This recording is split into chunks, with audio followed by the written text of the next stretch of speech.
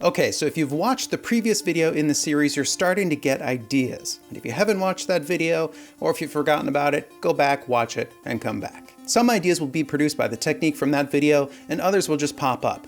Grab them all and don't discriminate. Don't criticize or judge, just grab them. We'll weed out the bad ideas later. At first, ideas will be hard to find and you'll probably get too attached to them. Because they'll be hard to generate, they'll be rare and you'll consider them precious. But it's essential that you not think this. You cannot think your ideas are precious. Here's why. Having good ideas means having lots of ideas. Having lots of ideas means having lots of bad ideas. Most of my ideas are no good. Most of your ideas are no good.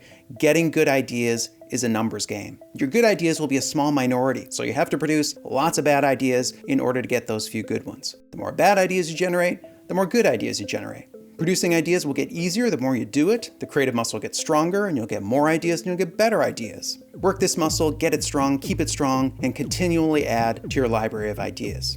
After that, consider it a competition, a gladiator-like battle to the death. Your ideas should compete so that the strongest ones will rise to the top. These are the winners that should be developed further. There's lots of different ways to do this. Personally, I put them in an inbox, then I sort them. An inbox can be a physical location or it can be a digital thing. As you collect ideas, all sorts of cool stuff happens. Ideas can start combining, a few different ideas can merge into a better idea, or an okay idea can inspire a good idea, or get transformed into a great idea. Be ruthless with your ideas. Force them to fight to the death, or at least until one scores a win. Only the rare idea deserves the time and energy required to develop it into a finished product. Compile your ideas and let them compete, combine, and evolve.